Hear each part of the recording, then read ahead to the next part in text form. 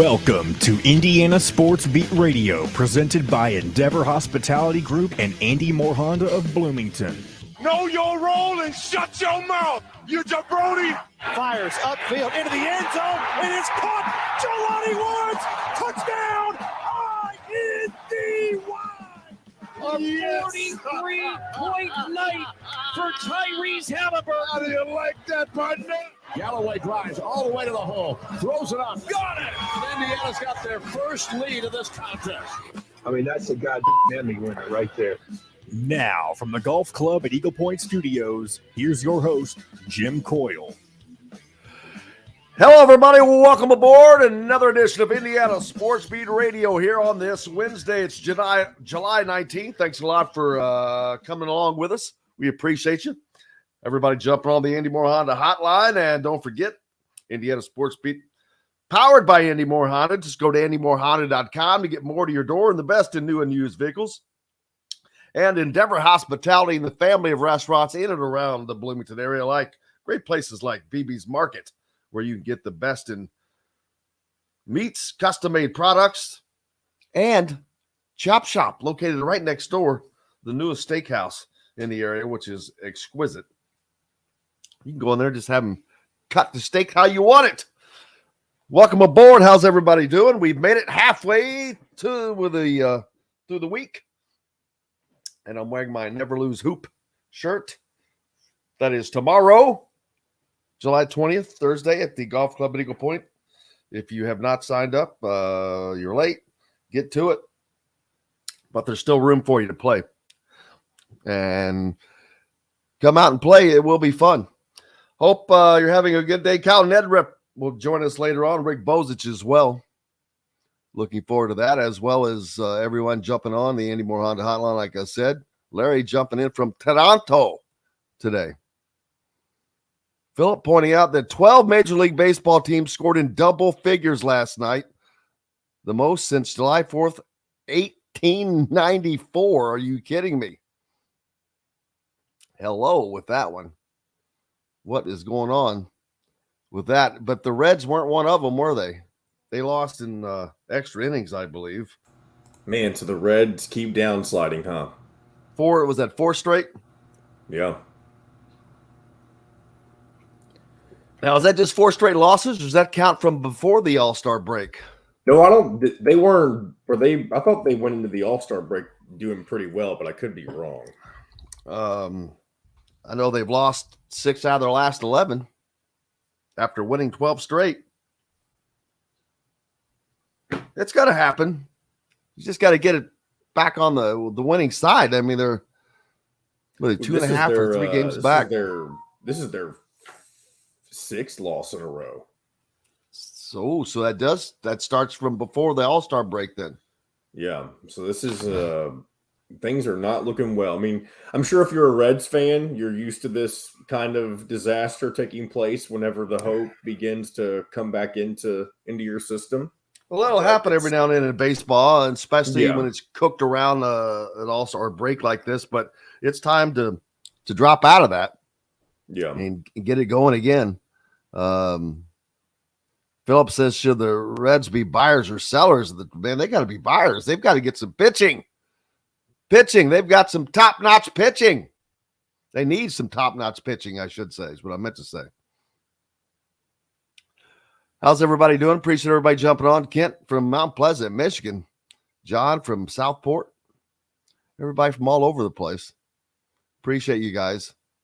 No matter how you're listening, whether you're on radio, YouTube, or podcast, we appreciate you guys everywhere and all the time. But, the Reds, man. Sliding a little bit. But that's going to happen. You just got to get it back on track. But Milwaukee's not going to just walk away, and you're not going to get a wild card spot out of the Central Division. You're going to have to win that division to make the playoffs. Playoffs.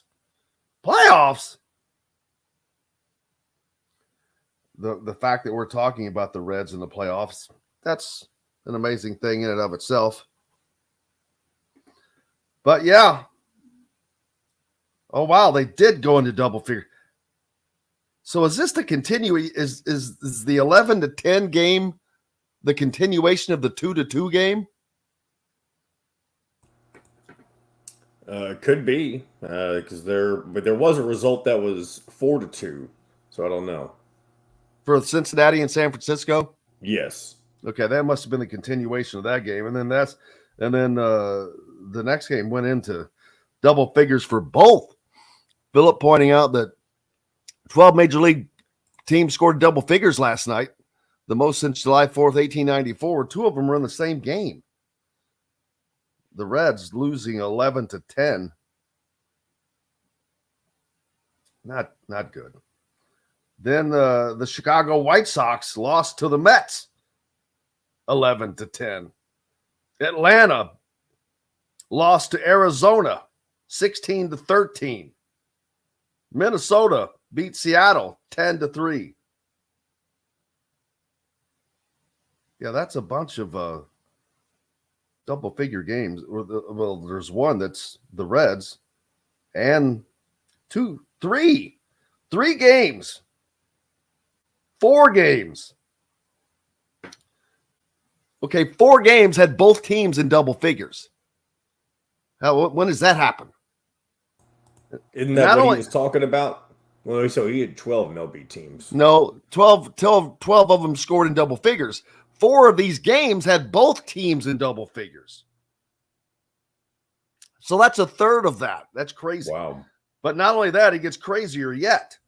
Of those 4 games that both teams scored in double figures, holy crap. If it's 4 games with both teams, then that's 8 teams of the 12, which is 2/3 of them, which is still insane. Well, better yet, 3 of those games last night, Detroit losing to Kansas City, the White Sox losing to the Mets, and the Reds losing to San Francisco, all by the identical score of 11-10. That's some wizardry. Seriously, that's nuts. The same identical score, 11-10, those 3 games. But yeah, what an outpouring of runs last night. The Dodgers beat Baltimore 10-3. Cleveland beat Pittsburgh 10-1. San Diego barely missed, beating Toronto 9-1. Then you had the White Sox and the Mets. That was an 11-10 Mets win. Arizona 16-13 over Atlanta, like I said. The Cubs scored 17. They beat Washington 17-3. Crazy. Yeah, what's the deal with that? What's the deal with that? That's a lot of runs. Craziness. Reds need to get on the winning side. What are they, 2.5 games back now? Or is it 3 games back? As I peruse through the standings, they are 2.5 games behind the Milwaukee Brewers. Good news is they still play them 3 more times. So as long as you can... That's this month. That is this month. As long as you don't wet the bed over these next several games before you play the Brewers again, you have an opportunity to get back in first place. Yeah, the Reds have the longest losing streak in Major League Baseball right now. That is... How about this? The National League Western Division, all 5 teams have won a game. They in a row. They're not. San Diego won 1 game in a row, and Arizona's won 1 in a row. But Dodgers 2 in a row, San Francisco 7 in a row, Colorado 2 in a row, They're all in the positive. Not only that, 4 out of the 5 teams in the NL West are positive in run differential. I've talked about that a lot with the Central Division. Only 1 team in the positive, and they're in 3rd place. That's the 3rd place Chicago Cubs. Only division in all of baseball whose division leader is in the negative. Not only that, both first 2 teams are in the negative. It's crazy. And then you've got the American League East. All 5 teams are in the positive. The Yankees are in last place in the National League East. I mean, the American League East. With the last place. Record. With a record that would be leading the Central Division of the American League, as well as the Central Division of the National League. They'd be 2nd in the National League. Brewers got 52 wins. Oh, I'm looking at the no, that'd still be correct, wouldn't it? Yep, they'd be 2 wins back. You are correct, sir. Yankees and the Reds have identical records. Well, that's saying something. Compare those payrolls.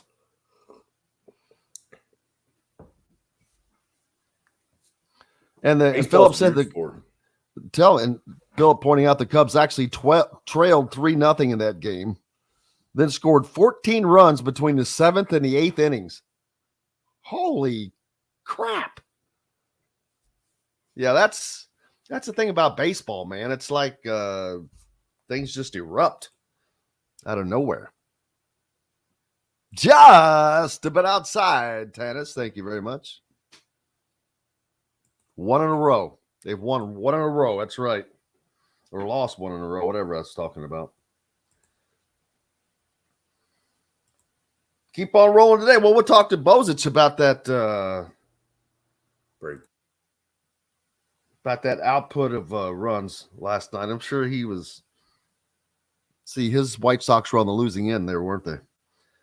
We've got lots more coming up. Kyle Neddenriep is going to join us. Rick Bozich later on as well. Plenty to get to. Your thoughts and questions as well. Keep sending them along. Forrest on the Andy Moore Honda hotline already as well. Back with more Indiana Sports Beat Radio right after this. We'll be right back to the golf club at Eagle Point Studios for more Indiana Sports Beat Radio with Jim Coyle, presented by Endeavor Hospitality Group and Andy Moore Honda of Bloomington. If you're in the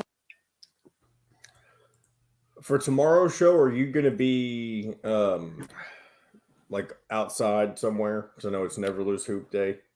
Yeah, probably. Okay. Do you know if, and I haven't heard this from Dustin, I haven't really talked to him about it, but do you know if he's supposed to be joining you or if he's just going to join remote? I do not, but that would be good to know. I'll talk to him today and see what his thoughts are or his plans are.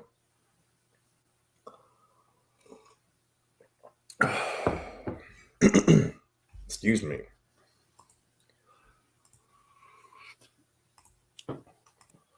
Is there an excuse for you? It's a good question. I am drinking day-old coffee. I am drinking coffee out of the Keurig. Oh yeah, so you're back to doing that instead of the full pot. Yeah. Day-old coffee can hit the spot if you're in the right mood for it. There ain't nothing wrong with day old coffee. Some of it can taste efficacy. It's like day-old decaf. I mean, decaf in general is nasty, but day-old decaf is undrinkable.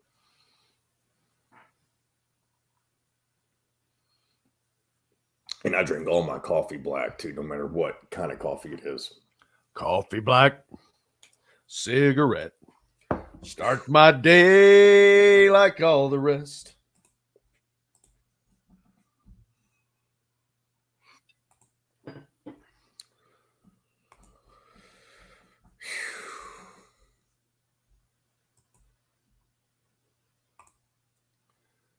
Shabadooby, shadabadoo.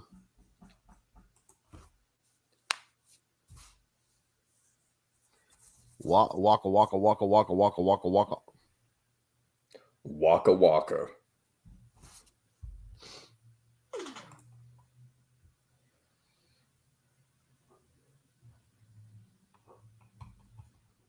Shoot, I forgot my dog was outside, but I'll get her in a little bit. All right, 30 seconds. Just off the square in Bloomington near Cabello is locally owned and operated by Endeavor Hospitality Group. Launched from a previous staple in Bloomington, the former Function Brewing, Metalworks Brewing Company is the culmination of a passion for beer, food, and custom metal art. Check out their custom growlers. Metalworks Brewing Company has an updated menu, new brews, and will be offered in all Endeavor Hospitality restaurants. Come taste what Dr. Hops is brewing. Metalworks Brewing Company. Bring your passion and your thirst. This segment is brought to you by Southern Stone Restaurant. Now back to the Golf Club at Eagle Point Studios for more Indiana Sports Beat Radio with Jim Coyle, presented by Endeavor Hospitality Group and Andy Moore Honda of Bloomington. Welcome back. It is Wednesday. We have made it to the halfway point of the week. Thanks a lot for being with us. Jim Coyle here. Kyle Neddenriep joins us later. Rick Bozich as well. Jalen Hutchifino and Trace Jackson Davis wrapped up their first NBA Summer League, first NBA action for the Lakers. Jalen Hutchifino and Golden State Warriors for Trace Jackson Davis. Hutchifino averaged nearly 14 points, 4 rebounds, 3 assists, 1.3 steals per game, and 6 appearances in Sacramento and Las Vegas. Shot 34% from the floor, only 21% from behind the arc, something he's going to have to continue to work on. But more importantly, only 56% at the free throw line. That's ugly. I guess you'd say. You don't want your point guard shooting 50% from the free throw line. I mean, that's Shaquille O'Neal numbers, man. He was the number 17 pick in this year's draft.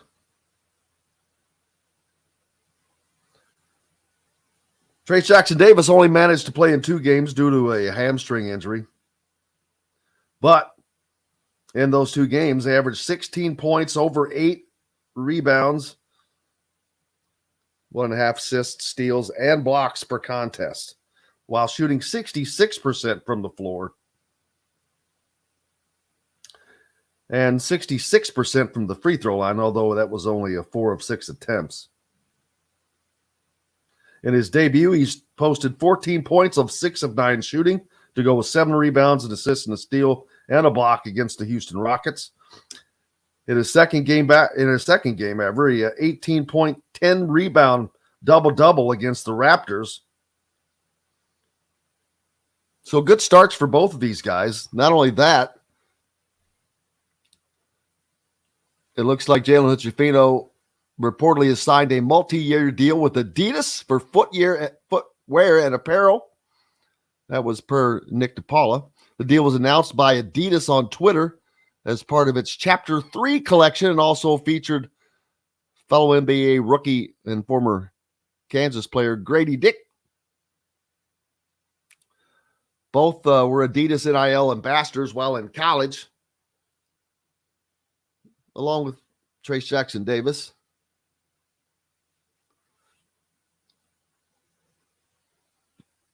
But Shafino getting himself immersed into the world of professional sports, where both of them are.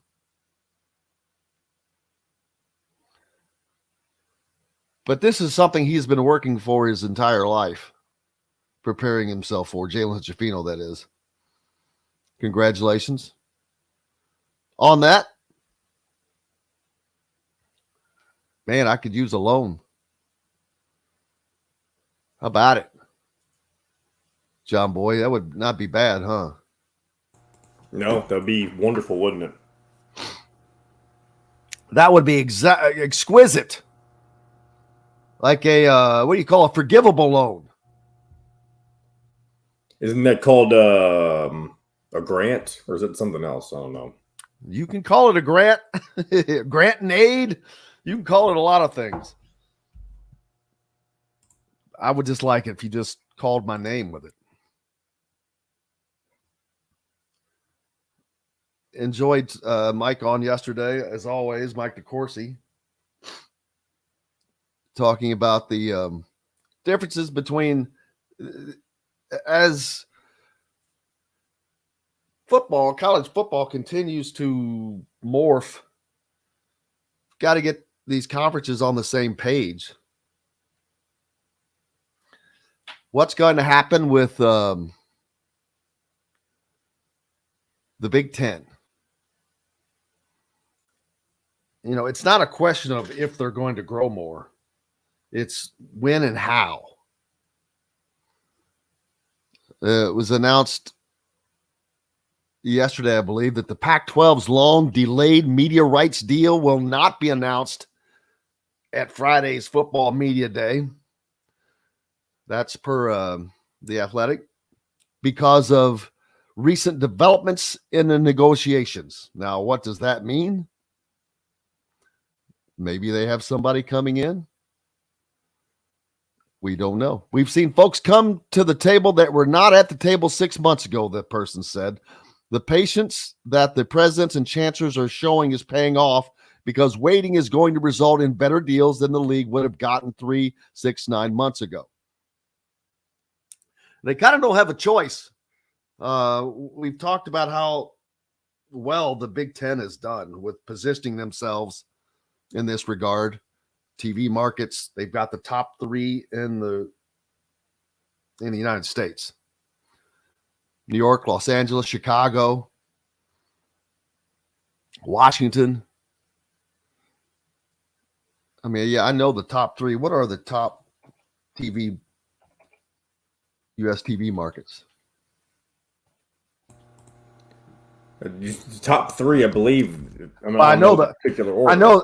I know the top 3. It's New York, Los Angeles, and Chicago. That's without question. Ones after that. Yeah, I don't know if Houston jumps into number 4 or who. Could be Miami. Philadelphia is actually number 4. Okay, Philadelphia. There you go. But guess what? You've got Penn State. So now you've got Dallas-Fort Worth is number 5. That's no Big Ten action there. Number 6, San Francisco, Oakland. All right, so right now the Big Ten has nothing. Then you've got Boston, Atlanta. So you've got the SEC coming in. I guess you'd have to give them number 5, Dallas-Fort Worth, for Texas.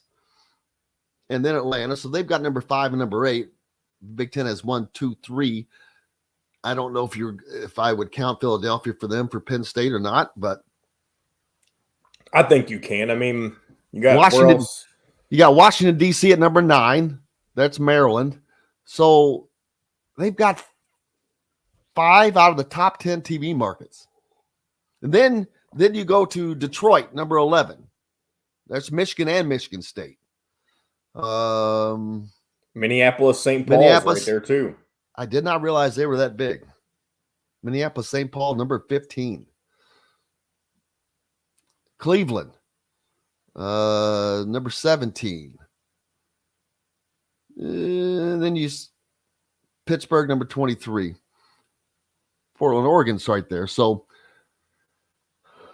it's just going to be, I talked about, and yesterday, the SEC is kind of landlocked, so to speak. Not landlocked per se, but they're locked into the southeastern part of the country. They don't have teams up in the Northeast. They don't have teams. The furthest west you have is Texas, and they already had a Texas team in, and that's a state that's connected to a state that they already have a team. So they're still connected. Now, SEC football doesn't really need the additional markets because they're going to watch those. Basketball, it's a different story. So it does matter.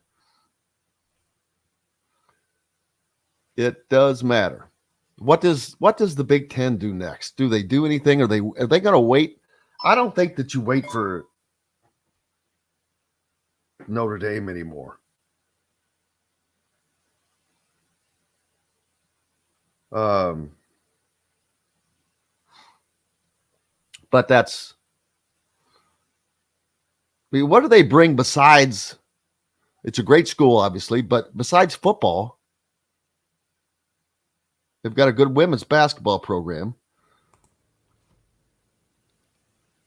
But I don't know what they really bring. You're in a state that you already have two teams in that state. TV, I guess TV, they're kind of their own deal. Well, Mike said it best yesterday, I think. With Notre Dame, you have Notre Dame fans kind of in a bunch of little pockets across the country. Oh, yeah. But is that still the case? I mean, I know people grew up being Notre Dame fans, but they have not been good for so long. It's curious. We'll see what happens. We will just see what happens with it. The truth on Jeffrey Todd from Carrollton, Kentucky. How are you, sir? Carrollton, beautiful little town in Kentucky. Up by Reds country. I know it's basically the central point between Louisville and Cincinnati. That's right. Side of the racetrack, right? It's not quite where Kentucky Sparta Speedway is, but it's close. Yeah. Sparta. It's kind of, yeah. Which I don't even know that they use Kentucky Speedway for not NASCAR, not in Cup racing. They do not, which is a little disappointing. I never went to a NASCAR race in Kentucky Speedway. I went to one in Daytona for the night race several years ago, and that's the only NASCAR race I've ever been to. But it was a cool experience. I've done some night putting. Night putting, huh? How'd that go? Very good. Another line from Caddyshack. Oh. Mitch Cumstein. That was his roommate. Phew. Over the head. Over the head. Over the head. Tomorrow's Never Lose Hoop golf outing at the Golf Club at Eagle Point Studio, or at the Golf Club at Eagle Point, benefiting the Halls Foundation and area kids with cancer. If you have not signed up to play, make sure you do so. Shotgun start at noon. Should be fun. It will be fun. It will be fun. You've got these opportunities for these hole-in-ones, man. I'm going to take those seriously, too. I'm going to actually try to hit the hole-in-one this time. It's a joke. You always try to hit it, but it doesn't happen. Robert asking, what's up with IU 2024 class?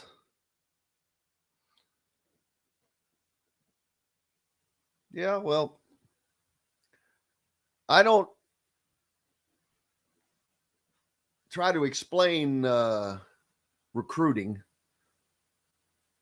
anymore. And if you need any, just look at Chris Liedlam. You know, all the fuss that was made about him. He goes to Tennessee, and then boom, now he's out of Tennessee. It's see, and that's another thing I have an issue with. I don't care if you're a grad student. All right, you're allowed to do what you're allowed to do, but you should not be allowed to do it. And then you've had different teams and people put in energy and resources, and for you to make a decision that you make, and then a month later you change your mind about. That's crap. There's got to be some accountability for decision making. I just don't think you can just hold you're holding programs hostage. You're holding coaches hostage.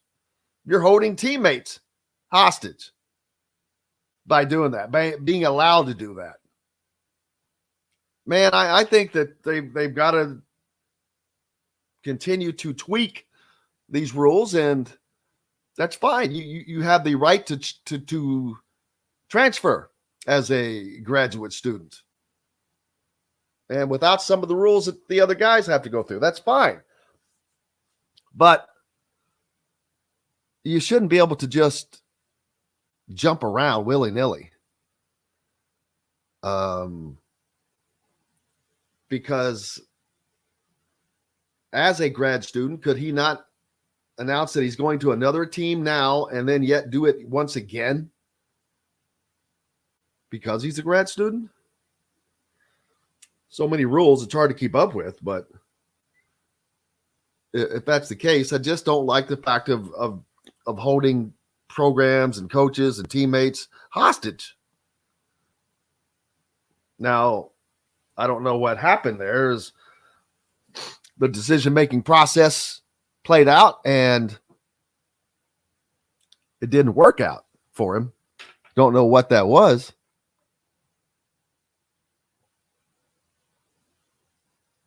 Philip says that, well, yes, he did sign with Tennessee, but he thinks he should have to get a waiver for next year or sit out.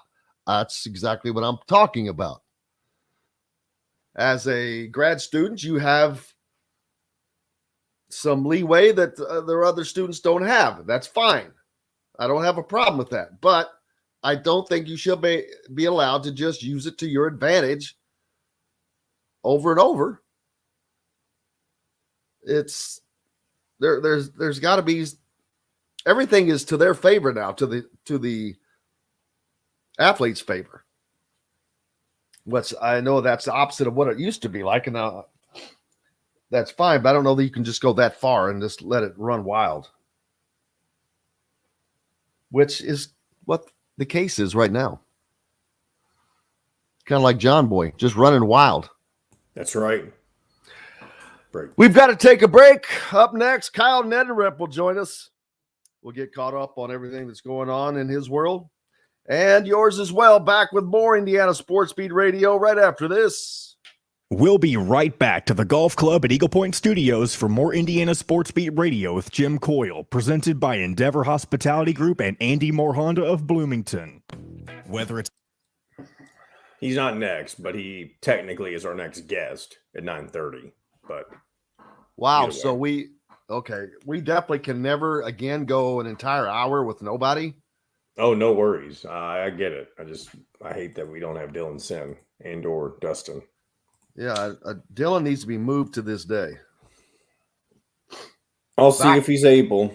Back to this day. This is the day he was on. I don't know how he got off of this. Well, because we went without him for such a long time in general. But we didn't. But we weren't supposed to. Yeah. I don't know how that happened. All right, I'll be right back.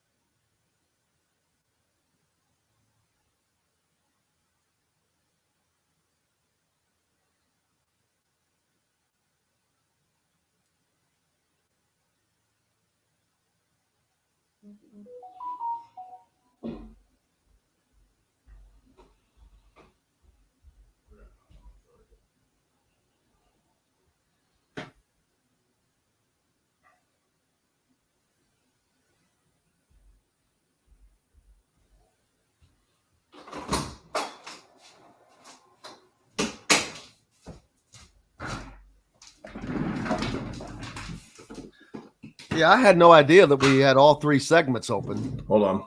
I can't hear you. I don't have headphones in. What'd you say? I had no idea we had all 3 segments open. That's pretty much pointless. Well, what I'm going to do for this is, or at least if you're referring to Fort Wayne, I'm just probably going to make the second hour what I send to them today. Say that again. I said, if you're referring to how it affects Fort Wayne, what I'm going to do is just make the second hour what I send to them today. That's kind of what I thought about earlier when I didn't realize we weren't going to have anyone in the first hour. I can make it work.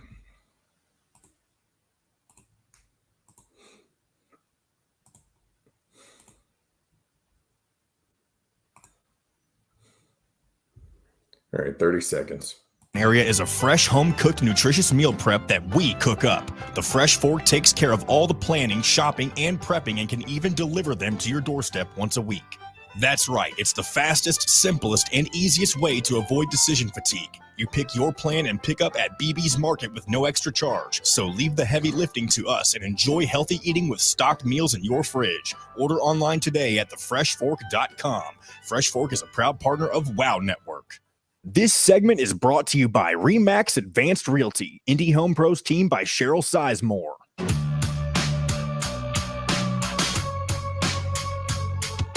Now back to the Golf Club at Eagle Point Studios for more Indiana Sports Beat Radio with Jim Coyle, presented by Endeavor Hospitality Group and Andy Moore Honda of Bloomington.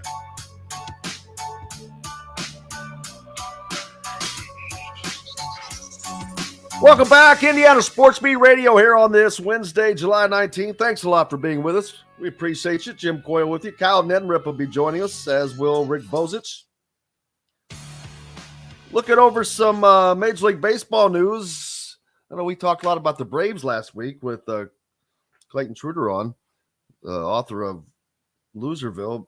Now, I can't wait to talk to Zach Osman about this, but if you are a Braves fan, Atlanta Braves Holdings is they're restructured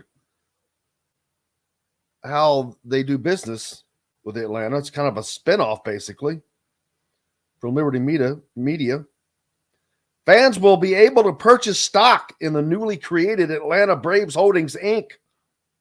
and become owners of the team, a la the Green Bay Packers.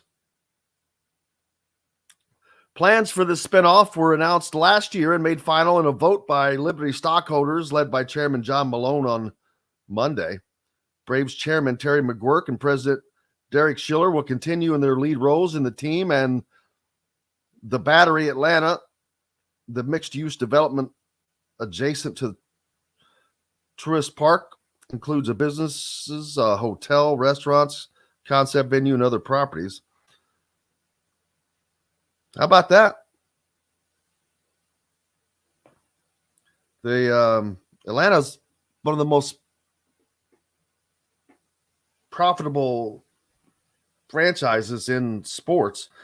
They're number 3 in attendance in baseball right now, averaging just under 40,000 a game. So, good time to be a Braves fan, especially if you want to buy a piece of the team.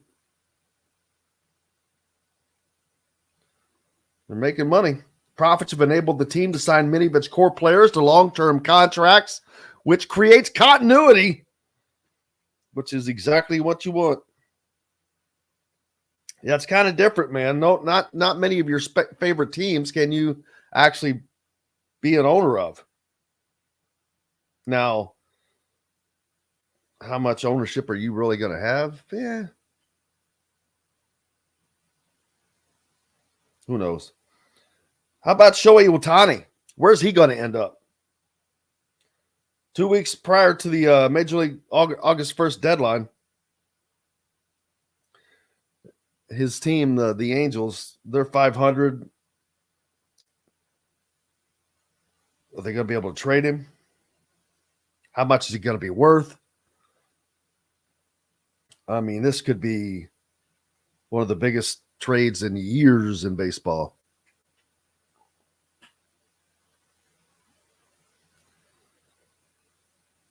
Tampa Bay? Ooh.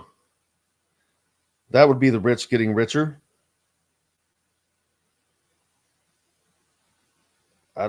New York, they can afford him, but I would hate to see that happen. The Mets, I'd hate to see that happen.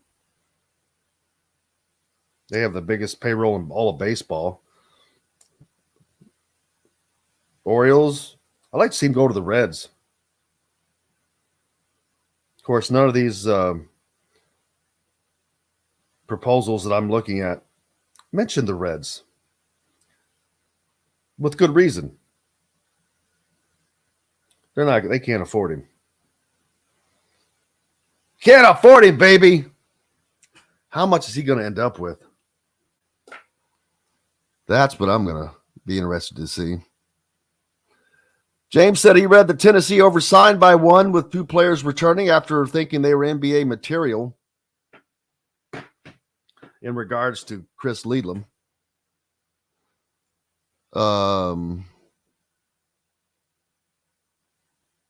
Yeah, that was just, I'd like to find out what that really was. Why you would do that. But there's a lot of things you can do now that you couldn't do then. Well, Philip says the Reds are too cheap to sign Ohtani. I don't know about being too cheap. They just don't have the money.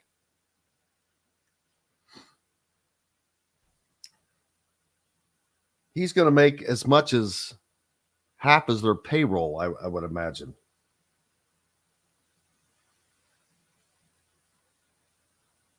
At least.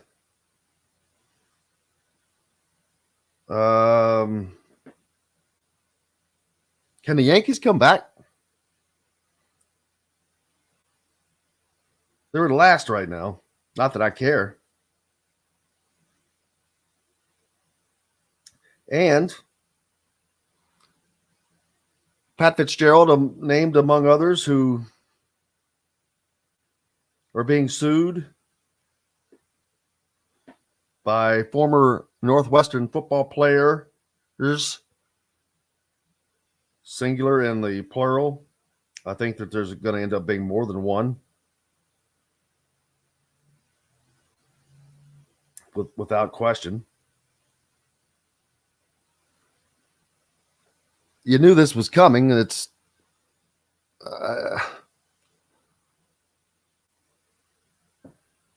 I guess the question is, so how are you harmed? Did you lost money?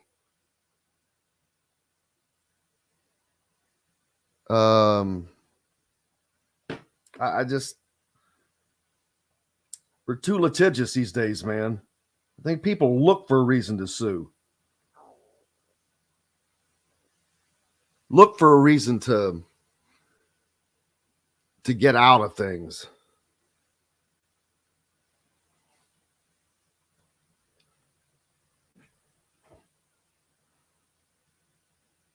What speedway are we talking about here, John Boy? Jeffrey was so he's the guy from Carrollton. We were talking about Kentucky Speedway. Oh, yeah. So there's not a cup race there, but do they still have the truck races there? Infinity? Do they do anything there? If I'm not mistaken, and I could be wrong, I think they use a lot of the Kentucky Speedway as like a parking lot of sorts. I don't know what they use it for, but it's disappointing. It is definitely a cool thing to see when you're going up I-71 towards Cincinnati. Well, yeah, I mean, it was a huge deal, but now NASCAR is going in such a different direction. You look at what they did in Chicago a few weeks ago to get their NBC's biggest ratings in 6 years. That was simply building a course on the street. In NASCAR, I love old school NASCAR. I mean, and that's just because what I grew up with, obviously. For me, and this is probably because of the age that I was, when all this changed. When they started doing the chase and all that extra stuff, like the playoffs and eliminating people, and maybe it is better for the sport. I'm not the kind of person who would know what's good and what's bad, but it lost interest for me when they started adding all these extra layers to the standings and stuff like that. And that doesn't mean it's not bad. I still enjoy watching it from time to time, but I don't follow it year long the way that I used to when I was younger. Well, a lot of people don't. Yeah. It's definitely one of those things that I feel like the mid 2000s and probably the 90s as well, NASCAR was at its peak. 8 former Northwestern football players have retained noted civil rights attorney Ben Crump and a Chicago-based law firm to pursue legal action against the school for hazing incidents that took place within the program.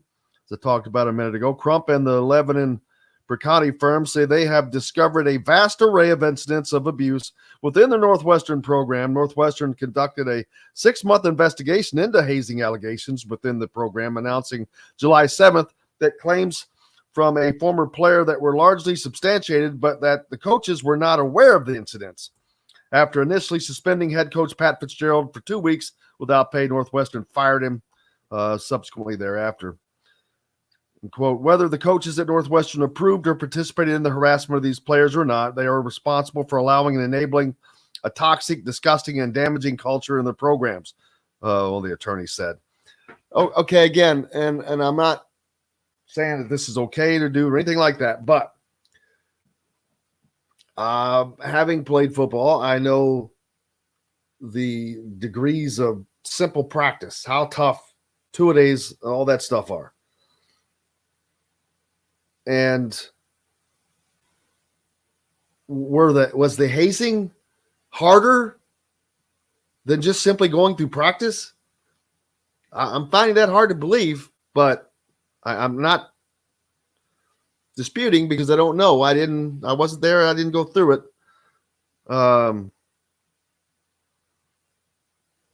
But if this was so bad, and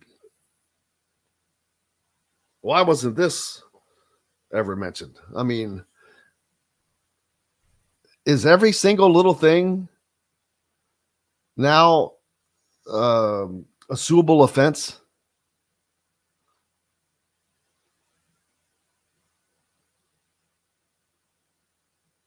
It's a new world. It's a world where everybody gets theirs. This isn't that different from what's been going on in our country, though. Very litigious. Everybody looking for that easy buck.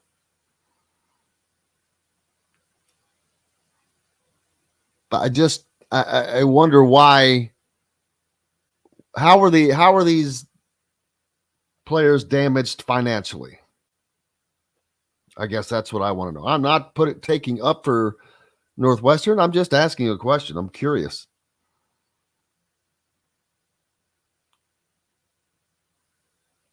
Yes, you can be sued for anything. You always could be. But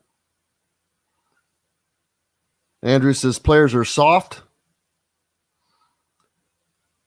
Is running suicides hazing now? Maybe not today, but tomorrow. I'd tell you what, though, in the society that we're in, I'm surprised that we even still call it suicides. I'm surprised that that's not too offensive of a term. You know what? I'm shocked that you're not correct. I'm surprised that. What would you even call them if they weren't suicides? Why do you need to call them anything different? No, it's just a funny thing to speculate because it is. No, but you're true, and I'm agreeing with you. It's ridiculous because now we're taking every single little word, every single this that you. It's come on, people. Learn how to edit in your own brain. Use your own mind to edit things to quickly understand that. Well, yeah, this is what was said, but it's not really what was meant. But no, everybody's always looking for a way to to chop somebody's legs out from under them. Robert says wind sprints. That's actually, I've heard them referred to it as that. So, yeah, there you go. Well, they would be more something a little bit deeper than that. They're more than just wind sprints. Yeah. Can't get no wind sprints is what they ought to be called. Get it? Can't get no. Yeah. Can't get no wind. Oh, man. Don't forget about Never Lose Hoop golf outing tomorrow at the golf club at Eagle Point. Check-in is at 11. Shotgun start at noon. Mike says we don't have the mental faculties anymore to do that. We are a soft society. Yep. Brett asking who all is going to be at Never Lose Hoop. I'm not sure who all is going to be there. I know the basketball practice has been canceled, so we're expecting some of the players to be playing in the event. Jordan, of course, hoping that Woody's going to be there. So we'll see. Can you call it a shotgun start? Good question. That would be next. So what I can't believe we're going down this road, but it's funny. 11 a.m. check-in, 12 noon water gun start. You can't say gun. Water pistol. You can't say pistol. Water shooter. Water squirter. There we go. Man, you may not even be able to say squirter depending on who's around. There you see. We're running out of words, people. This is going to become such a clinical. I can't think of the word I'm looking for, but just anesthetic, alcohol cleansed society that I don't know that we're going to be able to stand it. But what else are you going to do? Why is Indiana not in Florey's Final Four? Well, Heath asked. Well, for one, he's not going to Indiana. So I think he did Indiana a favor. I said this yesterday. I'd like to see more players do this. If there is a team that you know you're not going to go there, doesn't matter how closely they are, doesn't matter how much they've recruited you. If you know you're not going to go there, do them, the program, the fans, everything, do them a favor and do what Flory Badunga did. Take them out. Let Michigan and Auburn and whomever else was it Kansas? Worry about beating Duke out on this one. Break. That's what I would do. But I think that that Flory Badunga did IU fans a favor by doing that. And now the question is, why is he not going to go to IU? Now I don't know that. I don't know the answer to that question. We've got more coming up here on Indiana Sports Beat Radio, though. We'll chat about it a little bit later. Rick Bozich joins us, Cal Neddenriep as well. Back with that and more right after this. We'll be right back to the golf club at Eagle Point Studios for more Indiana Sports Beat Radio with Jim Coyle, presented by Endeavor Hospitality Group and Andy Moore Honda of Bloomington. If you're in the market. All right.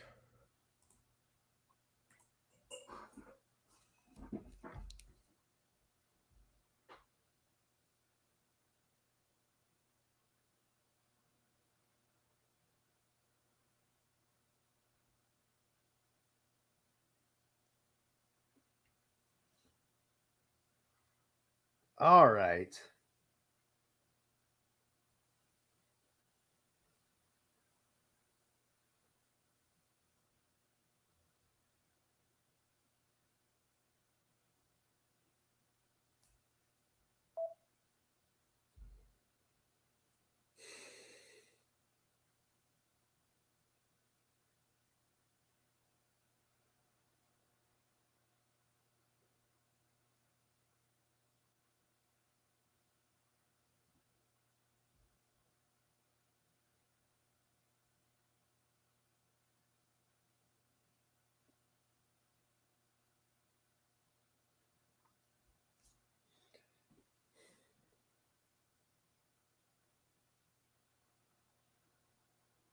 Oh, the Open starts this week, huh? I don't know why, but I thought that used to start earlier in July. I don't know why you thought that either.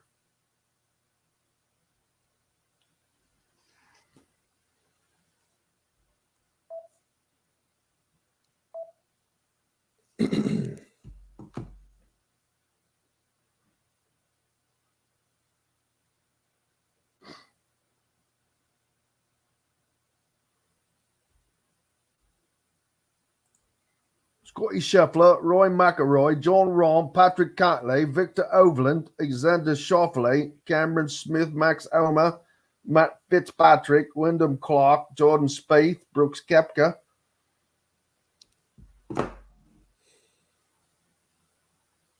That's like one of those announcers. Yeah. Now up on the 14th tee box, Scotty Scheffler. All right. Kyle will be on it in 1 second, he says. So we're in good shape. Here we go. Endeavor Hospitality's Wow Club is located next door to Southern Stone Restaurant on Patterson and Rogers. It's one of the most popular gathering spots in Bloomington. Whether you're out on a date with your spouse, friends, or coworkers, Feast Market and Cellar offers an extensive wine selection with a sommelier on staff to help you with your selections. Feast also provides a wide variety of cheeses, gourmet sandwiches, entrees, a coffee bar, bread, pastries, all made fresh and mouthwatering. Stop by Feast Market and Cellar today. This segment is brought to you by Feast Market and Cellar.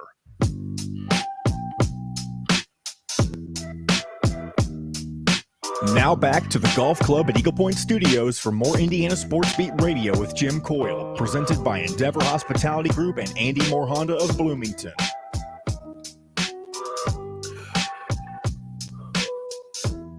Welcome back, Indiana Sports Beat Radio here on this Wednesday, July 19th. Thanks a lot for being with us. We appreciate you greatly.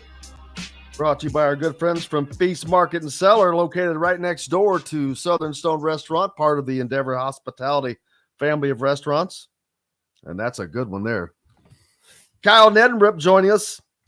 Kyle, how are you, sir? Good. How are you, Jim? Cannot complain. Earlier, the show was talking about baseball, and the two Central divisions, well, I guess I don't need to tell anybody this, are just the god-awfulest worst in all of baseball.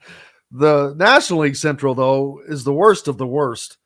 There's only one team that is on the positive in run differential, and they're in third place in the division.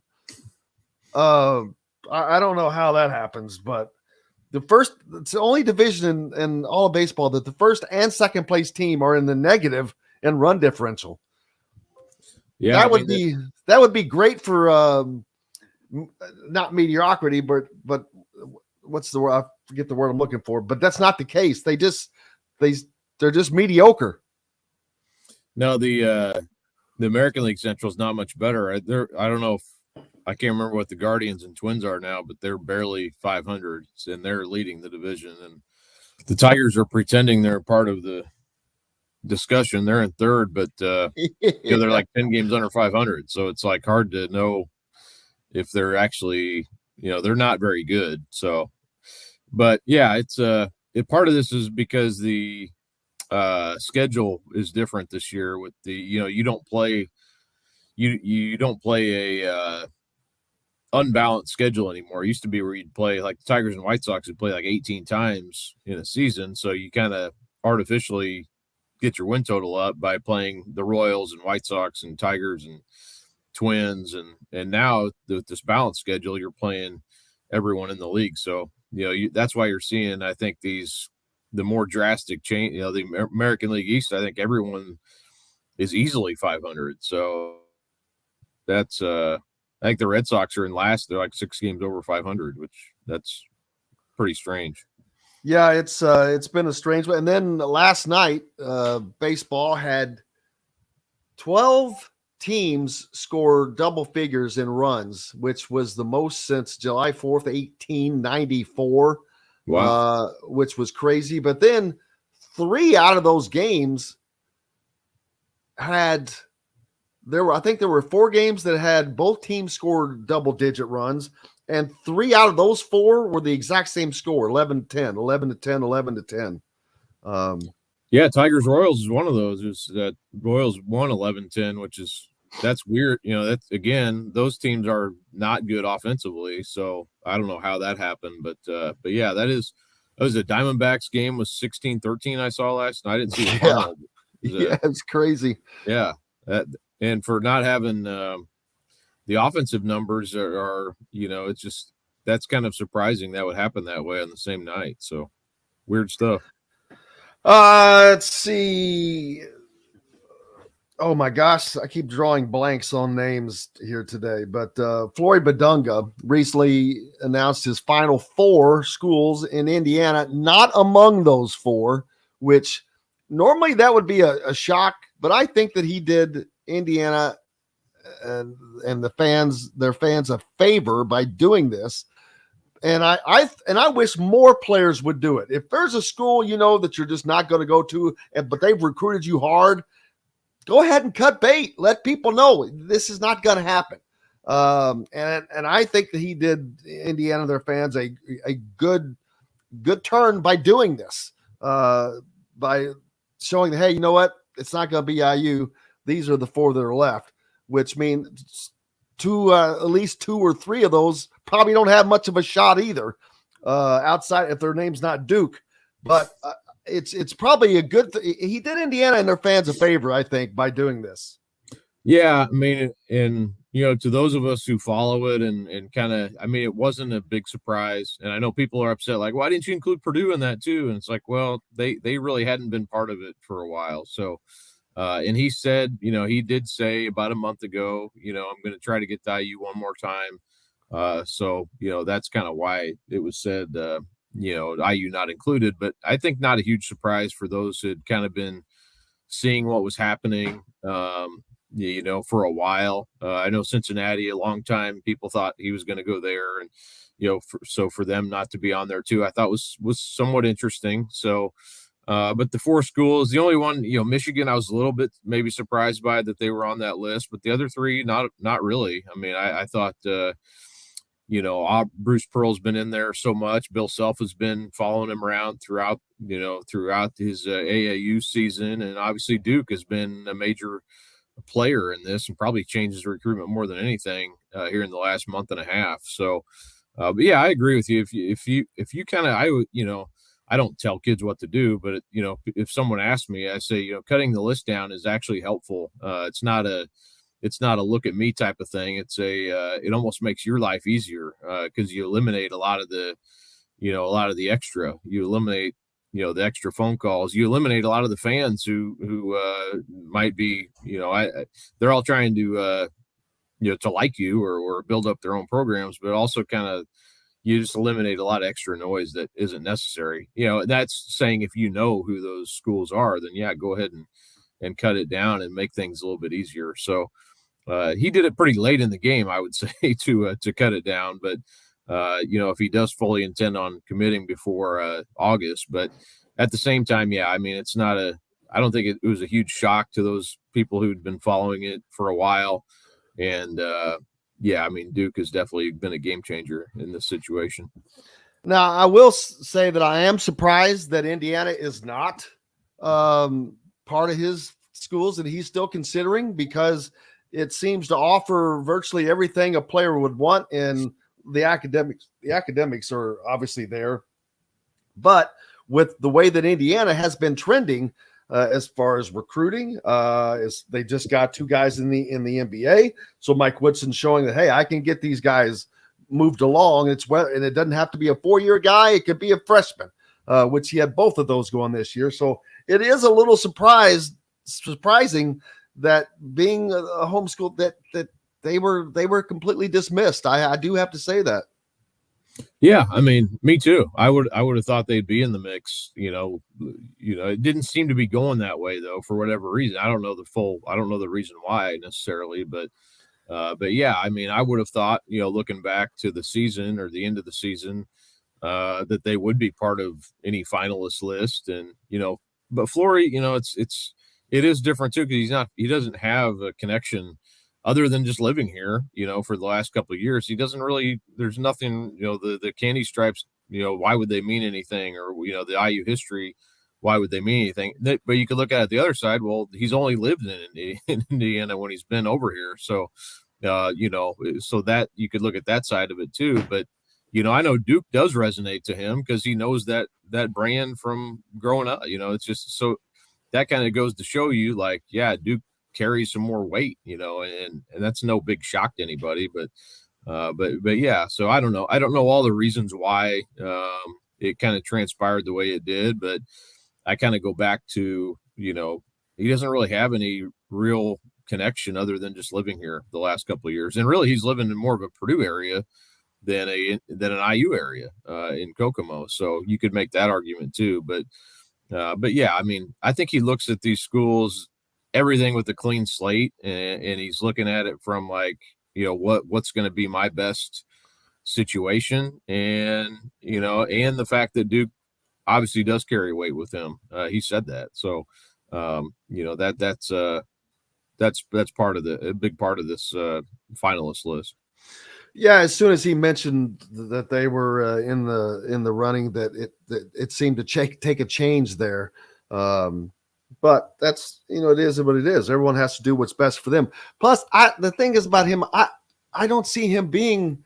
Is he a one and done? I mean, I know he's definitely potentially a one and done, and if he is, that even makes it doesn't really matter where you go for a single year, I would think. I don't know if he is or not. I mean, it's hard to know. Does his all of what he does translate to a one and done type player? I don't know. I don't know the answer to that. I don't know. I would have to see it play out. See how he looks at whatever school he ends up going to, and also see this senior year kind of what his maturation as a player looks like. I like what I see. But I don't know. I mean, it's as we know, the NBA's changed. They don't have as many just strict rim protector type players, and there is a spot for guys. I mean, but he's only 6'9", and so there's part of that too. That kind of, you don't know for sure, and you never do, but I will say there's things he has to do, I think, better to make himself that type of player. So I don't know. One and dones, that's pretty high.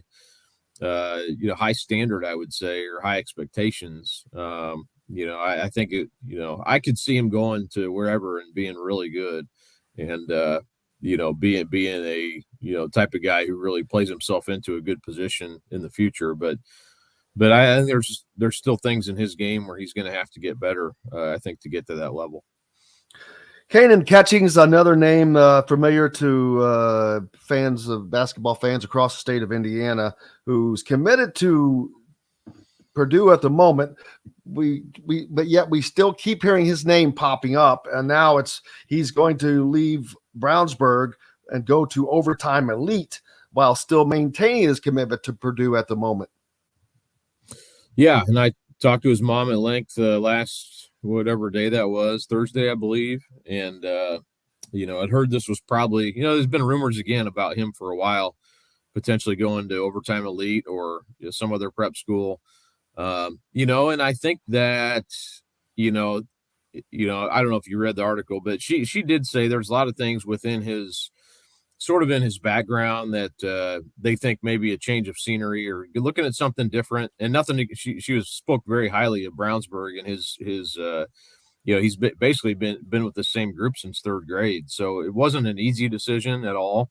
But I think part of the, there's other things other than basketball they're kind of looking at with him from a maturation standpoint that they think this could be good for him. Getting into a program too where they can sort of teach you about the business of basketball, the business of nutrition, getting things, honestly that any school can't just can't teach you or things. And I haven't been to Overtime Elite. I don't know everything about it, but everything you hear, from her standpoint sounded pretty positive.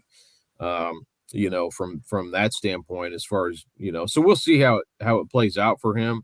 The other part of this too is that Overtime Elite, I think when it first opened, was kind of seen as a competitor for college basketball.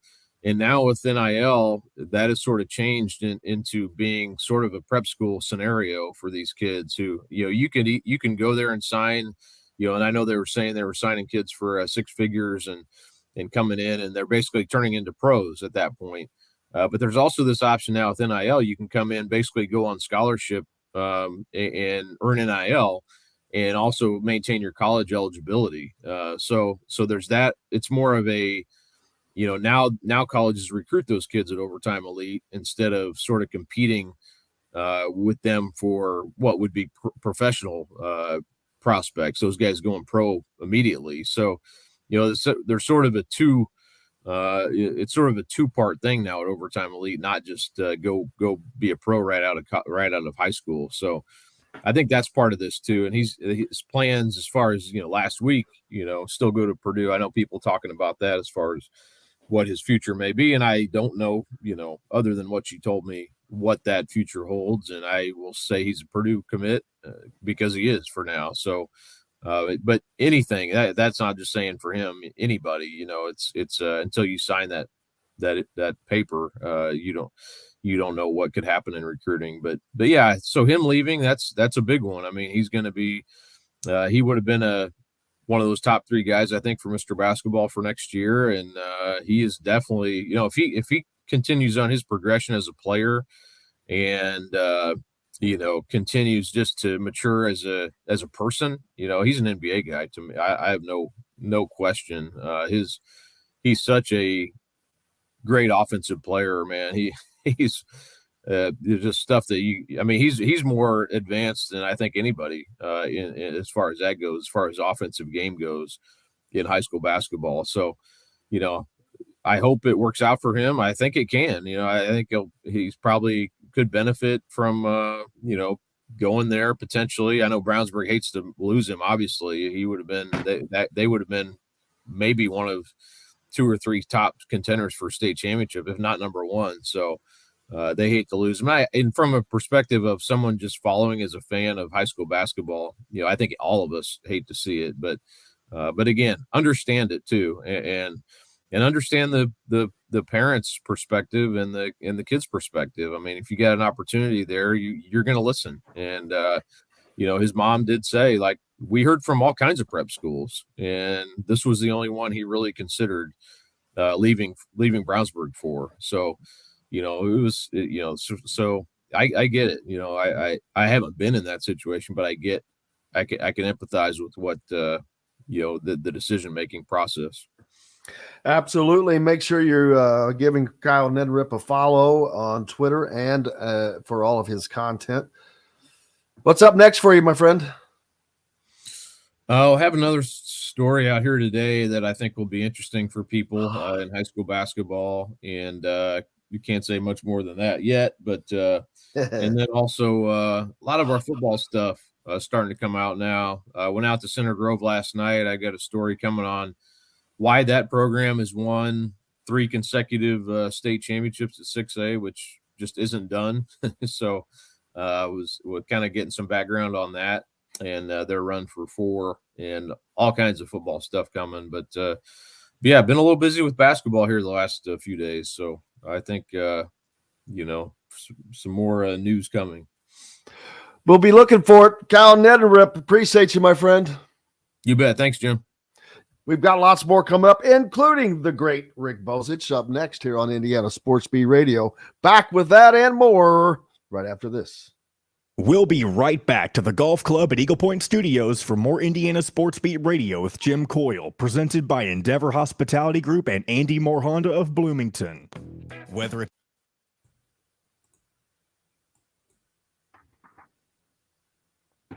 Good morning, Rick. Hi. What's going on?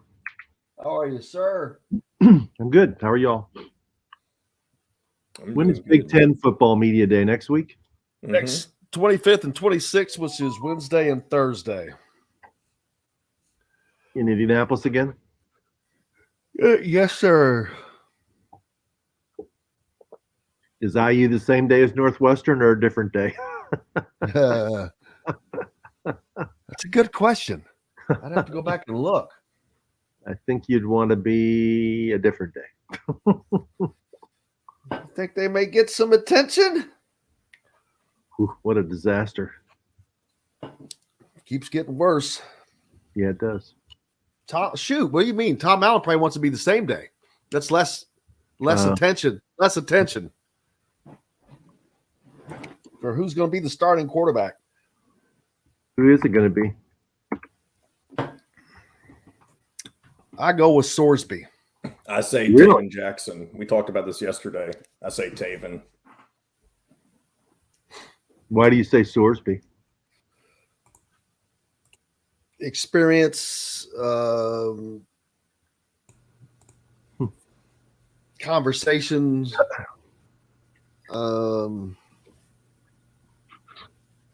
but it's all a guess.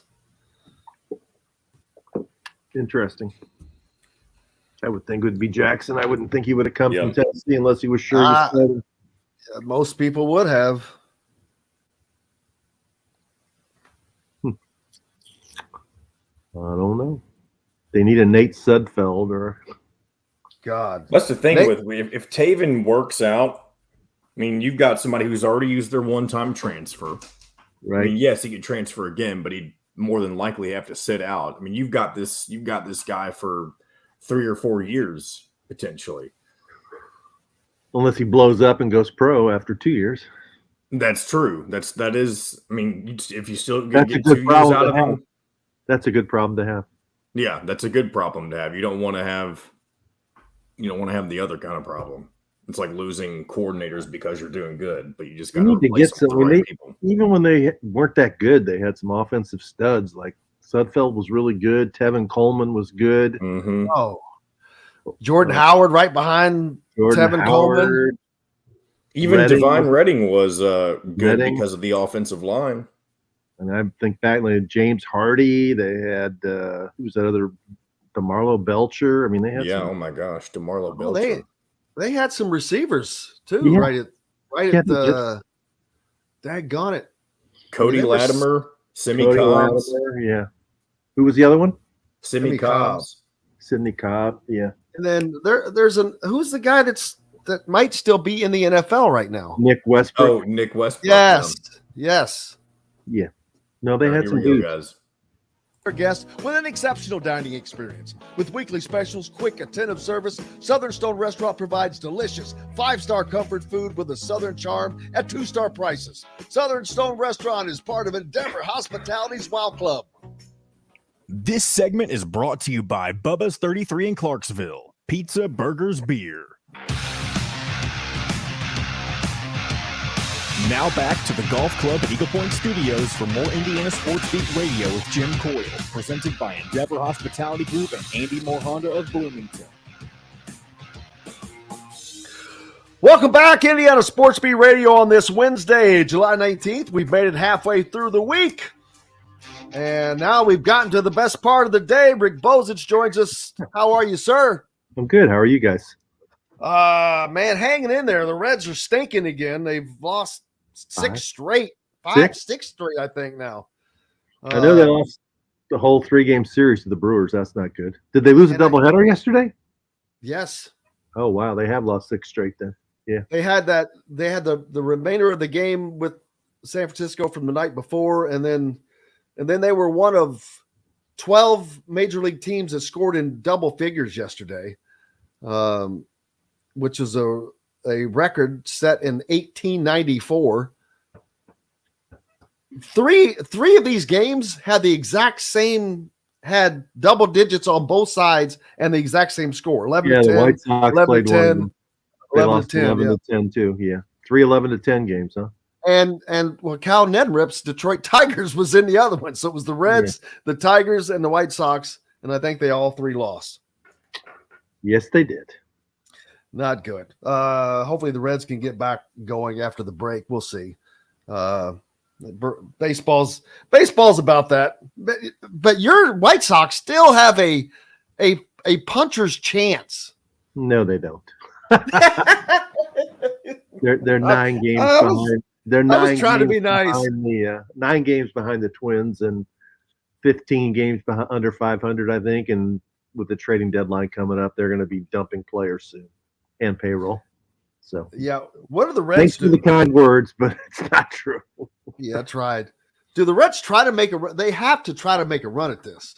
Yeah, I guess so. I mean, the danger is you don't want to. Well, they have so many good young controllable players that you don't want to trade somebody that you really would need 2 years from now and really regret it for a guy who might or might not be good for 2 months, and then be an expense down the line. I mean, the thing that people always forget is everybody gets excited about the trading deadline.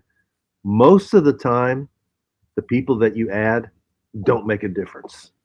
I mean, look back, the last couple of years of people who were added at the trading deadline.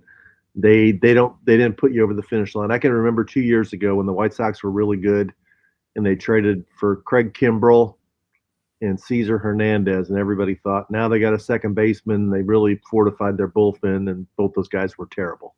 So, I don't think the Astros made a big addition last year when they won. So you really have to be careful about not trading away a good young player, because young players are really more valuable because you can control your costs for 6 years.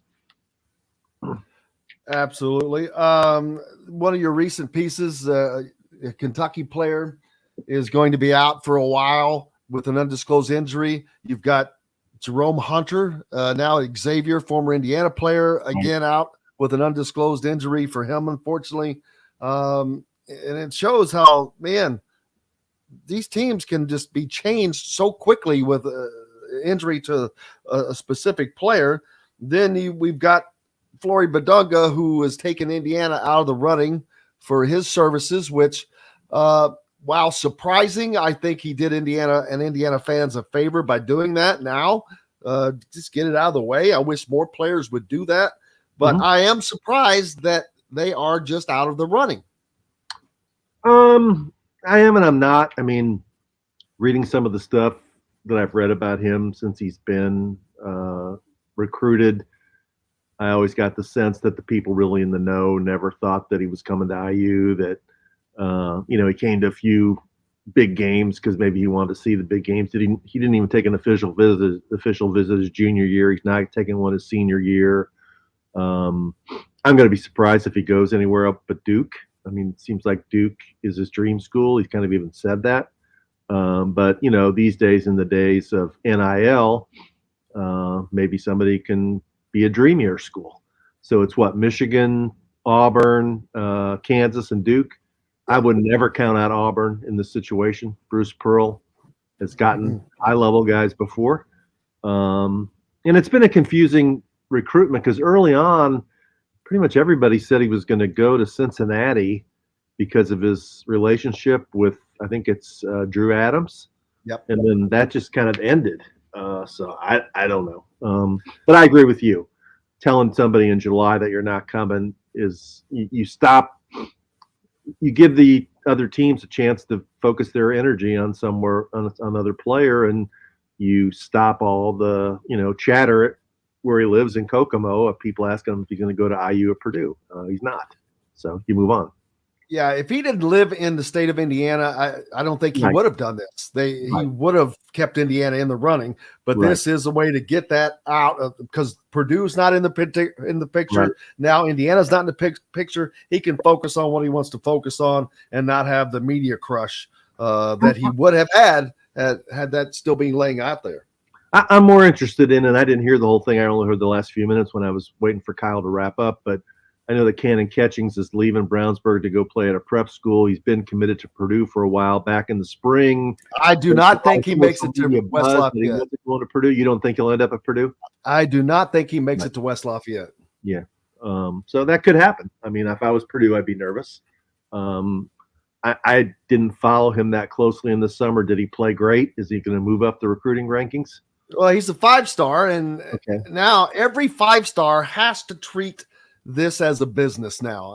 I think that they all have to do pretty much what Jalen Hood-Schifino did, and that is to start treating your body like a business, to treat everything like a business. I mean, with his nutrition, as Kyle mentioned it, there's so many things for Cannon Catchings to start learning. Well, that's what Jalen Hood-Schifino was doing. He was already preparing to be a professional.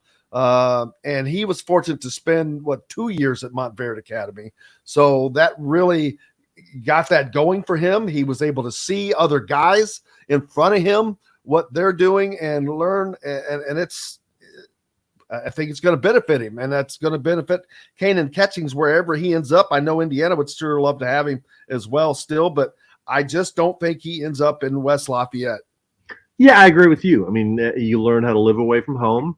You learn how to play against higher level competition.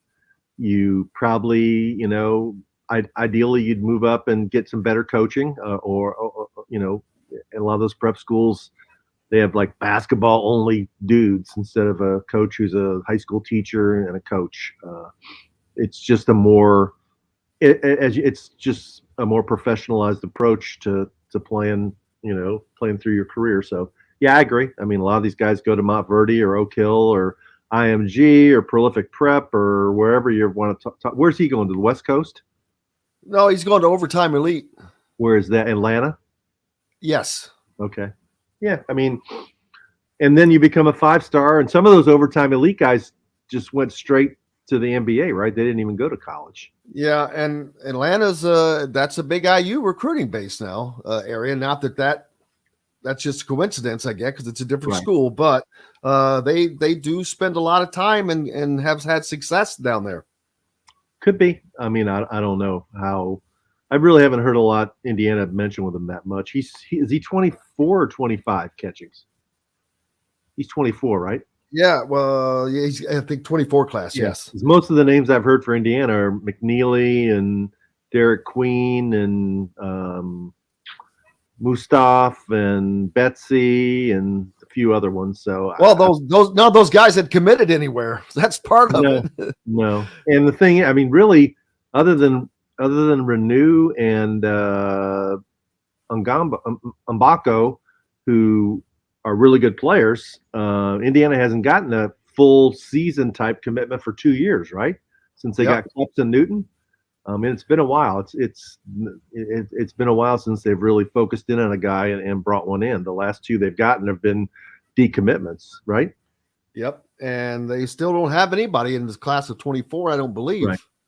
Yeah, and they're aiming high. And when you aim high, you have a higher failure rate than you do when you aim a little bit lower, because that's when you're in there going against the Dukes and the Carolinas and the Kansases and the Kentuckys and those teams. But or the Tennessees, like Chris Liedlam. He decommitted last week, didn't he? See, I'm like, okay, I don't have a problem with the grad transfers getting a little extra special treatment. They can escape some of the rules that encapsulate the undergrad guys. But once you go through this process, I don't think it should be an open season. You can just do whatever you want, go wherever you want, because now you've wasted resources and time of multiple programs. And I'm like, just like I love what Flory Badunga did here. Now I don't know what the reasoning is. Someone mentioned that maybe Tennessee over recruited. I don't know, but I'm like, okay, how do you go through that entire process and then do it again? I'm like, wow, it's a little late. That's the kid from Harvard, right? Who visited IU, and then the inside word was that when he was at IU, he told him he was coming, and then he never did commit, and then he visited Tennessee and changed his mind and went to Tennessee, and he's been there for a month or 6 weeks or whatever, and now he's gone back in the portal, and so he can go wherever he wants and play immediately. I mean, yeah, I agree with you. I mean, once you make a decision, you can leave, but you can't play immediately. I don't think that's right. I mean, why would it? It would open the possibility that a lot of guys, I'm going to go there and I'm going to be there 3 or 4 weeks, and if they're not treating me right, if it's not what I thought it was, I'm leaving. I'm going to go somewhere else. I mean, I don't like that.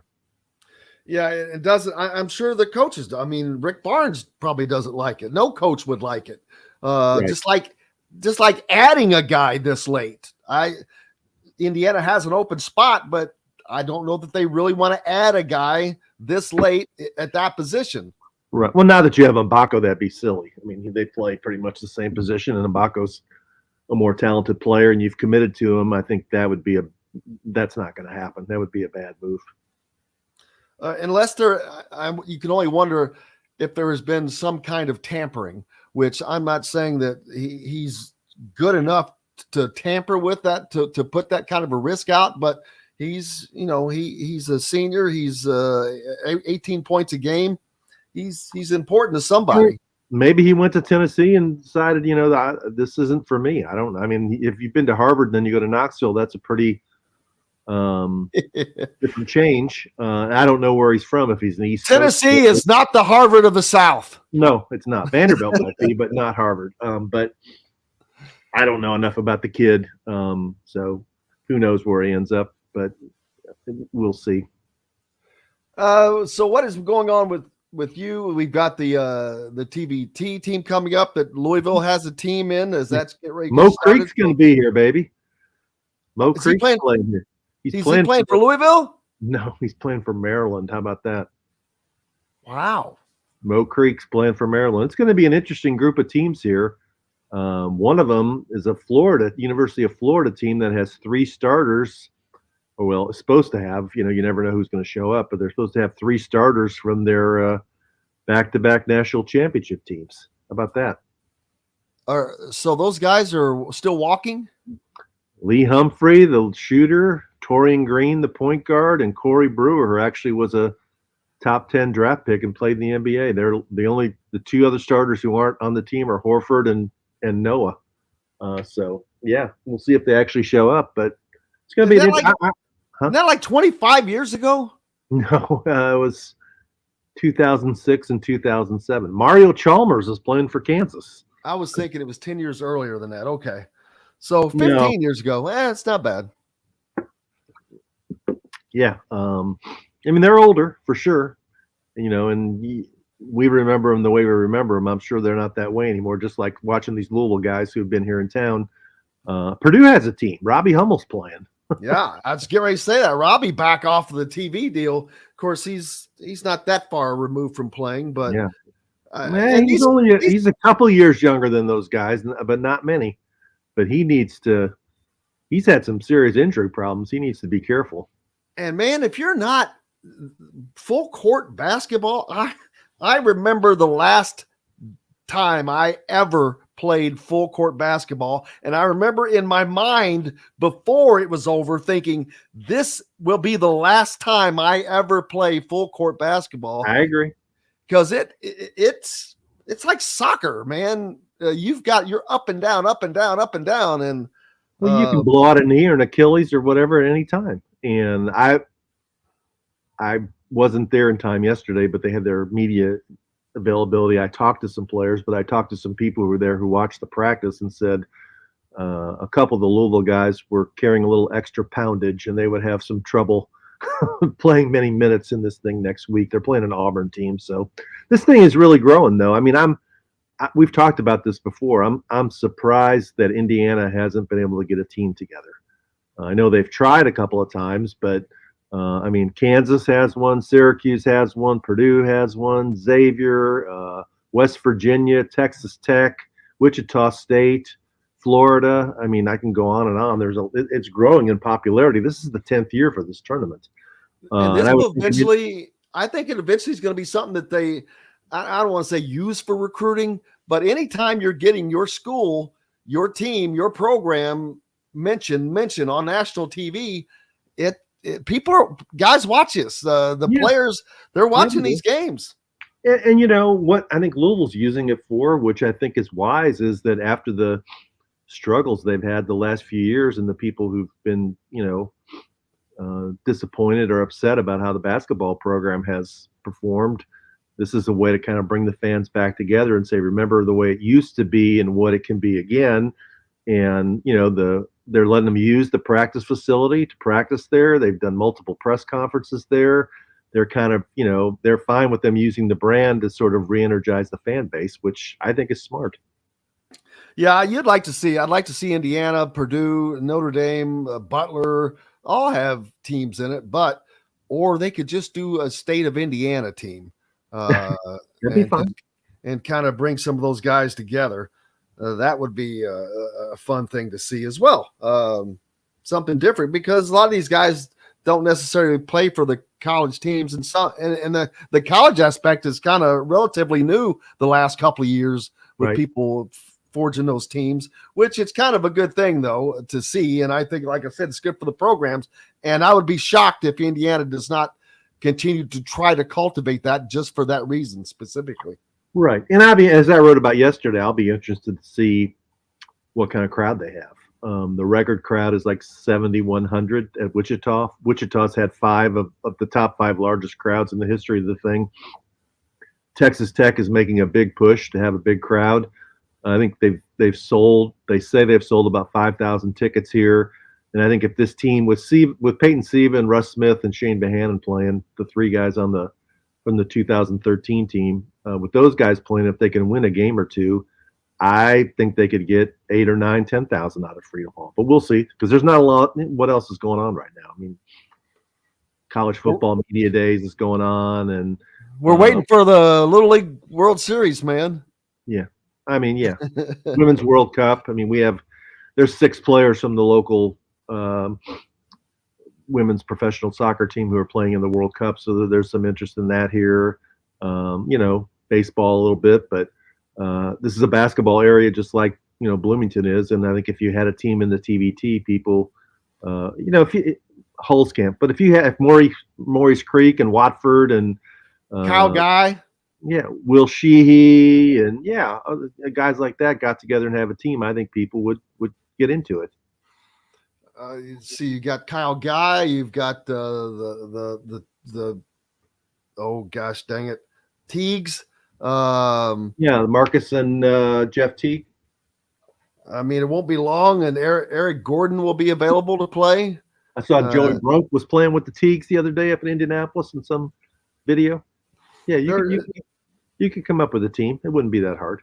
Absolutely. And I saw in one of your pieces, Earl Clark, who was going to be playing for Louisville, but a commitment is keeping him from that, which is kind of odd. But he got on some 3-on-3 team and they won. And when they advanced, they're also playing for money. So I think they told him, you got to pick one or the other. So he committed to the 3-on-3 team first. So he's staying with them. I think that's what happened, but we'll see. But, football-wise is starting to heat up. Today's Kentucky's day at the SEC Media Days down in Nashville, so we'll see how they do, where they're picked in the league. And you said next week is Big Ten Media Day, and we all know what the number one story is going to be there this year. It's no longer just going to be an Ohio State, Michigan thing. It's going to be Northwestern. But been reading a lot of stuff about IU. The expectations are not real high for this team. Nobody knows anything. It's like this may be the most unknowing year of all years. I mean, we've had the quarterback issue for several years, but we knew who they were, knew what they were capable of, knew what they had done. It's kind of a blank slate right now. It's like, whoop, just completely unknown. Yeah, and maybe that's the way obviously it's the way they want it. I think after 2 years ago when there was so much hype, so many expectations, so much anticipation, and the bottom fell out, that they've sort of recalibrated the way they approach this. And having no expectations might be a good thing. But they need to do better than 4-8. They need to get back to a bowl this year to regain any kind of momentum. Is that possible? I don't know. It'll be hard. They're going to have to. They have to beat Louisville to do that. They are, because otherwise they're going to have to win 4 Big Ten games, and that's probably pretty unlikely. But I guess the reasons to be optimistic are what I've read and heard. The offensive line coach is a big improvement over what they had. They have most of those guys back, and they've developed some younger guys. So that's been what's really hurt them the last 2 years, is they haven't been able to run the ball at all effectively, and they haven't been able to protect the quarterback. I mean, how many quarterbacks have they had get hurt because they can't block for them? All of them. Yeah. So, and that's pretty basic football 101. And then defensively, I would actually have more concern this year on defense because they lost some really good players. And I know they've done a lot of work in the transfer portal, but we'll see. Yeah, it's going to be it's just going to be a guessing game. I don't think that they can get to a bowl game because there are too many unknowns, and the fact that there are that many unknowns means we just have no idea, and I don't know that they have how much of an idea that they have from within. The quarterback situation, you cannot not know who your quarterback is 4 years in a row. That you just can't. That just tells me you've got nothing going on. If you don't have a quarterback name for 4 straight years, or I guess 5 straight years, no, I don't know that a quarterback has ever been named going into the season. Right. Well, but at least when they had Peyton Ramsey, you felt like they had a guy who could play quarterback. And then Penix had a little bit of hype, and then when he actually got in, he was good. I'm not sure that we know if any of these guys are capable of playing at the level that Ramsey or Sudfeld or Penix played at. I mean, I'd say most people would say they aren't at that level. And as we talked about before we really went on air, I mean, it used to be, and that was under Wilson mainly, but even when they weren't great, they were entertaining. They had some dudes on offense. I mean, Tevin Coleman was a dude. Jordan Howard was good. Redding? He was a running back. He had 1,000. Yeah, he was good. And we've gone back in some of the other guys, whether it was, DeMarlo Belcher, James Hardy, Simi Cobbs, Nick Westbrook. They had Mitchell Page. I mean, they haven't had guys like that the last few years. Jalen Lucas seems to have that kind of ability if they can get him the ball. But it's if they can keep him in Bloomington, the fact that they kept him last year was true. A surprise. So that's a good thing. Well, you keep him, you better use him. And you better protect him. You better protect him. So we'll see. I mean, it's just, how many times have they opened the season now against Ohio State? This is at least the second. It might be the third. Oh, it's at least the third. I think they've opened the Big Ten season 4 out of the last 7 years, which is nuts. Yeah, I mean, next year will be such a change. I think they don't play any of them, right? Ohio State, Michigan, Penn State, they don't play any of the 3. They've just been, you got to get to a point, though, where you don't look at those games and say automatic L, automatic L, automatic L. I hate to go over this, but I mean, Louisville did that. They beat Florida State. They stood in there and slugged it out with them. They beat them many times. Slugged it out with them. Kentucky has gotten to the point where they've beaten Florida 3 of the last 5 years. They got a win against Tennessee. They haven't beat Georgia lately, but they've won a few games against LSU. Indiana, you can't go into a season saying Ohio State, Michigan, and Penn State, those games are hopeless. Then you're down to 9 games and you got to win 6 of them. Yeah, right? You're hoping that your non-con season or conference schedule will get you through, and that hasn't been the case the last couple of years with Cincinnati and now Louisville on there. Right. And speaking of Louisville, Purdue's going to have a drop off.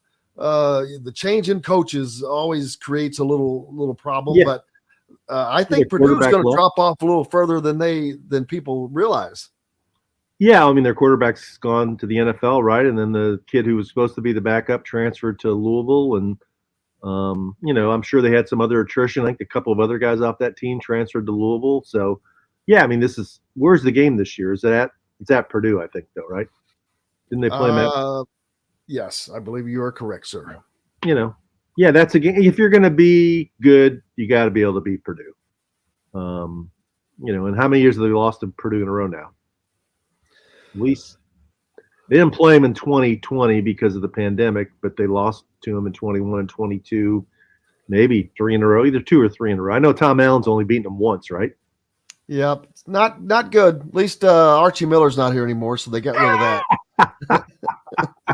that. I don't know. You gotta show progress. You gotta show progress. And when I look back at last year, going forward, they beat Michigan State, but even a couple of those games they won, man. That Idaho game was kind of shaky for a while. The Western Kentucky game was shaky for a while. I mean, you got to show progress. They caught Illinois at the right time, I think. And they got some calls in that game. Remember? Illinois went on and won like 7 straight games after that, I think. And then they got to play at Illinois this year, so that'll be hard. Yep. What's up next for you, sir? Just waiting for the TBT to start here next Tuesday and following SEC Media Days. Next week is Louisville at the ACC Media Day and Indiana at the Big Ten Media Day, getting ready for football. Just got back from a baseball trip to Atlanta, watched the White Sox Friday and Saturday. They split 2 games, and then they actually won the series against the Braves on Sunday, which is hard to believe. But shows how weird baseball is. The Braves are the best team in baseball, and they lost series to the A's and the White Sox this year. Crazy. And fans of the Braves now, though, can buy a piece of the action, baby. Oh, really? Yeah, just like the Packers. Oh, that's cool. I saw they lost again last night, so they're in a little bit of a skid. A little bit. Rick Bozich, cannot thank you enough, my friend. All right, man. Have a great week. Thanks, Jim. You make sure you give him a follow at WDRB.com and on Twitter. We're back with more right after this. We'll be right back to the Golf Club at Eagle Point Studios for more Indiana Sports Beat Radio with Jim Coyle, presented by Endeavor Hospitality Group and Andy Moore Honda of Bloomington. If you're in the market.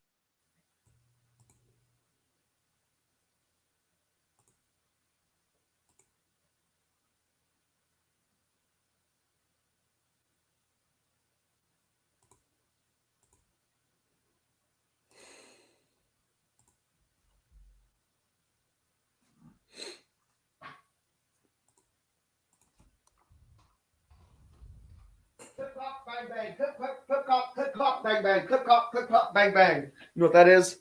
No. What is it? Amish drive-by shooting. Okay.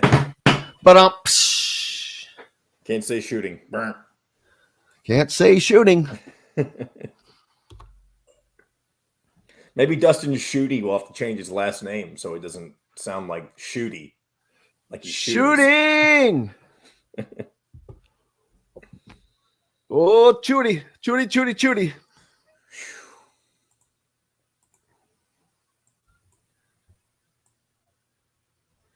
Shooty.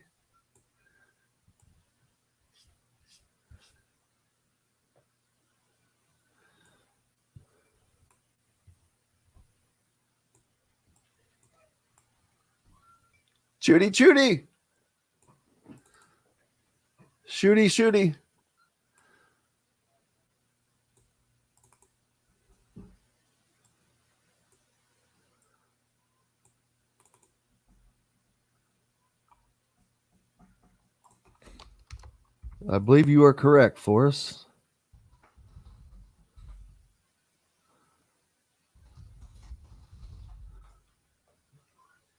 Yeah. You are correct, sir. You are correct, sir.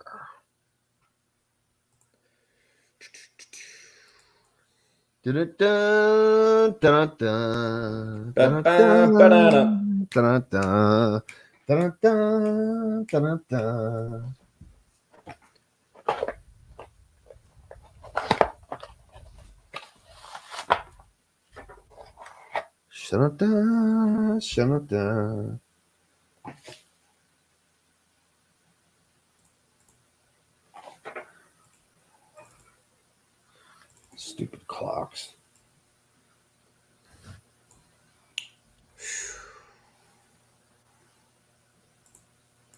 All right, here we go. Brewing Company is the culmination of a passion for beer, food, and custom metal art. Check out their custom growlers. Metalworks Brewing Company has an updated menu, new brews, and will be offered in all Endeavor Hospitality restaurants. Come taste with Dr. Hops' Brewing. Metalworks Brewing Company. Bring your passion and your thirst. This segment is brought to you by K-Bello. Now back to the Golf Club at Eagle Point Studios for more Indiana Sports Beat Radio with Jim Coyle, presented by Endeavor Hospitality Group and Andy Moore Honda of Bloomington. Welcome back, Indiana Sports Beat Radio here on this Wednesday, July 19th. Thanks a lot for making it halfway through the week with us. Jim Coyle with you. Just finished up with Rick Bozich from WDRB.com, as we do each and every Wednesday. Tomorrow on the program, Live from Never Lose Hoop, Dustin Schutte. I do believe I talked with him earlier. He's going to be joining you in person. So we'll have Dustin Schutte with you. You'll also be joined by Dylan Sin and Matt Taylor. And we should have a return from Chris Denary after taking a few weeks off. oh, beautiful, beautiful. And, of course, we'll see what we can scare up at Never Lose Hoop tomorrow as well. So there's that. I have not played golf here in 2 months, at least. Not that it matters. I'm trying to save maybe any good shots that I might have for tomorrow. Because there are not that many good shots. Not that many in the bag, baby. The Open gets started this week. I guess that starts tomorrow. Thursday, first round. I know they're all different. But the Open, the conditions are just so tough every year. And I know that the U.S. Open is set up to be tough every year, and it is, and the Masters is tough. But man, you know you're going to have conditions, weather conditions at the Open that have nothing to do with golf. Crazy. Doesn't affect me. I hope I hit a hole in one. I want the big daddy prize, the $10,000. 2 $5,000 hole in one contest tomorrow and a $10,000 hole in one contest tomorrow. Cannot wait. Big thanks to Cook Medical, of course, one of our corporate sponsors, and Old National Bank, which is where I bank. One of our corporate sponsors as well. The $10,000 hole in one contest brought to you by Old National Bank. So you'll have a place right where you can put that if you win it. It'll go right into my Old National account if I win it. The part that I keep, that is, will also I would give some of that back, of course. I've had some people suggest that they would give it all back. I'm like, you're out of your mind. I'll be honest with you. If I won that, I wouldn't give it all back. Heck no, man. Make a sizable donation, though. Looking forward to see who all is going to be out there tomorrow. We don't even know because things have changed so much. Basketball practice now canceled tomorrow. So